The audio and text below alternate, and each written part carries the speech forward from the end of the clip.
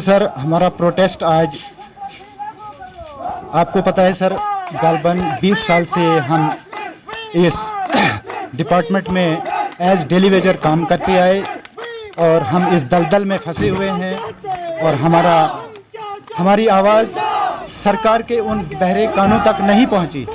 और आज की बार हमारी केंद्रीय सरकार ने जो रिमाइंडर हमारी जम्मू कश्मीर सरकार को भेजा है, मैं केंद्रीय सरकार का शुक्रिया अदा करता हूं और अपनी गवर्नर इंतज़ामिया से अपील करता हूं कि फिल फॉर उस फाइल को फास्ट ट्रैक में लाकर हमारे इस गरीब रियासत जम्मू कश्मीर की कैजुअल लेबर, इस गरीब जनता का पुरसाने हाल पर नज़र रखें और उस रिकॉर्ड को फॉलो करें आप आगे।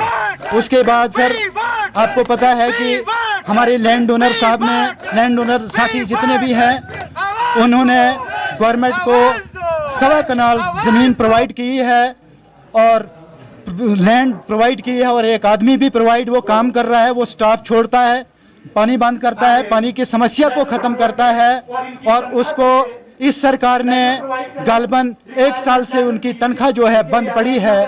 आखिरकार वो भी मजबूर हैं सर।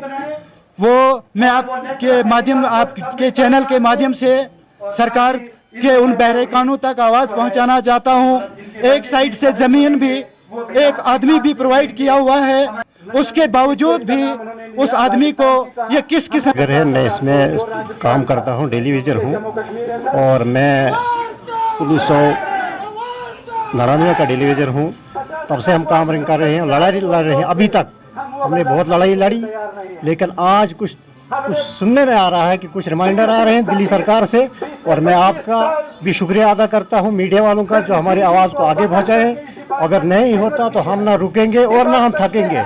हम अपनी लड़ाई लड़ते रहेंगे और हम अपना हक लेकर रहेंगे जम्मू कश्मीर सरकार से। जो भी यहाँ कोई कानून पास होता है, हमें उस कानून के मुताबिक हमें वो पेमेंट मिलनी चाहिए और हमारी पेंडिंग वेजेस भी रिलीज होनी चाहिए विद इन डेज, ताकि हम गुजारा करें। हम गरीब आवाम हैं, हम पहाड़ों पे मिलिटेंसी में उसका मुकाबला करते हुए, 2 बंदूक की गरज में मुकाबला करते हुए हमने अपना पूरी ड्यूटी निभाई और कई जानें भी हमारी चली गई। हमारी डेली वेजेस कई एक्सीडेंट हो गए।